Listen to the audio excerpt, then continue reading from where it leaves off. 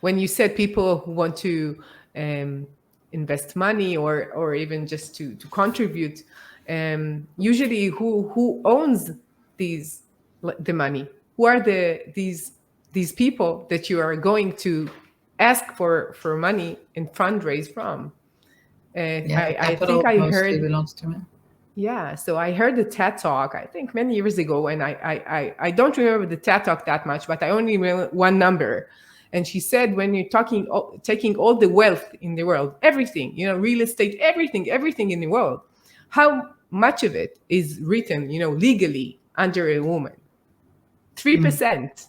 It's 3%. And I was like, I never thought about it. All the cars in the world, all the castles in the world, all the private island in the world. Who is the legal owner? And I was like, Wow. wow. And just thinking that, this is a great power that, after all, who would they think about? Because they are who they are, not because they're egoistic, and they're because who they are is what they're thinking about, and they're thinking from a manly point of view, because this is who they are. I'm not going against, this is who they are, and they will probably want to be attached and engage in something which they relate to. And what would they be related to? Things that are many things. I know, Yeah. things that goes through a mind of a man. And another thing that came to my mind when you said it, it's like, women are so good in finance, and we see it in Israel, like all the banking, the managers of the big banks, many of them are women. And VCs, it's finance, right? It's risk and finance, more or less, right? That's what it is. And still, we don't see as much women as we see in the banks and the government and governmental states related to finance as we see in the VCs. And I don't understand it that much. Why? It's the same capability. Let's say that women are so good in finance. Why don't we see that in the VCs? So I'll say, again, the good and the bad thing. The good thing is I think we're starting to see more of them. And it's not that there's not women in the VCs, you just don't see them as partners. And why? If you look one level down, you will see a lot of women. And again, why is it not in the partners? Because, the capital is not theirs. They're not friends from the army. They're not, it's the network. Yeah, and they're not an entrepreneur. Started there and then made an exit, and then he was an angel, and then it's going. The path is not a woman path, but it is getting. I think we're starting to see a change. There's a lot of when I started WMN, there were maybe, I think 20. I don't know even how to call them, 20 initiatives, okay, aimed to help women entrepreneurs. Today there are hundreds. There are a lot of, just this week, I think I was invited to 3 different events talking about women entrepreneurs in tech, okay? That's crazy. Yeah. Really crazy. What do you call it? Podcasts, TV, not TV, things like what you do. It's all over the place. Yeah. So in order to succeed, we need, first of all, to talk about it, to have people muda'ut, conscious, being knowledge of the situation, and have people work towards it, right?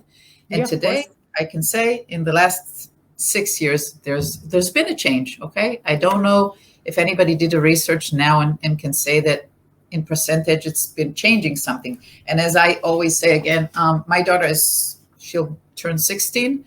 Hopefully when she would be, 25, hopefully will be 20%, not even aiming to 50%. That will not be when I will be alive, unfortunately. But if I know that we're going there, it's something good. Yeah.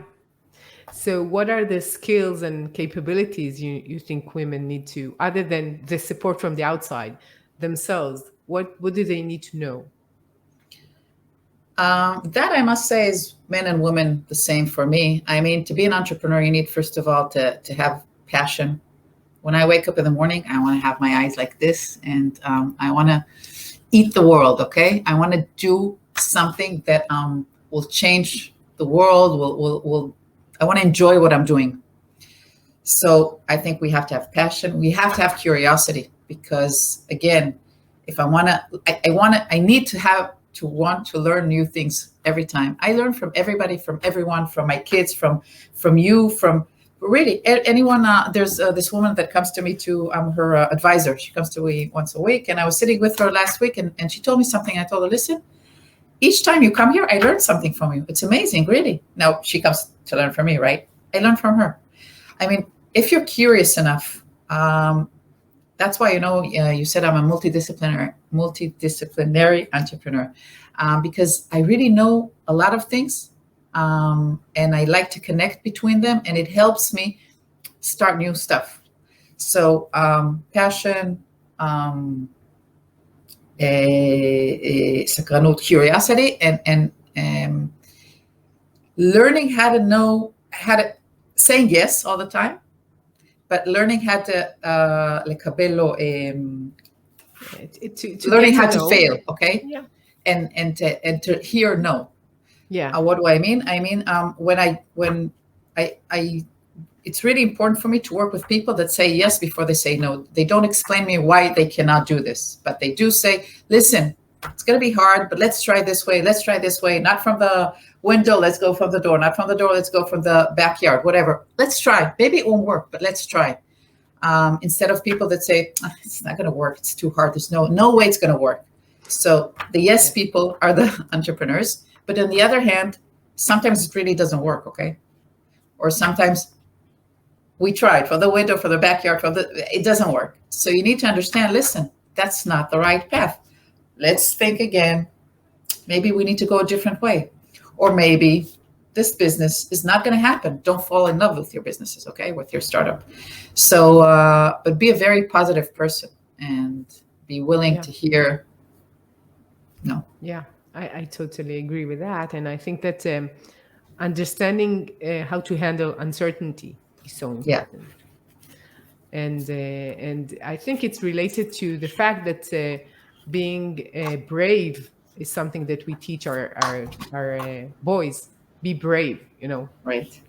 Be a brave person. And a man is a brave person. And he goes and he tries things and he risks himself and he fails and he goes and he doesn't give up, like Rocky or something. And we don't have that for for our daughters, for our young. We need to dare, and I think this is really something that we also should teach our daughters. Yeah. To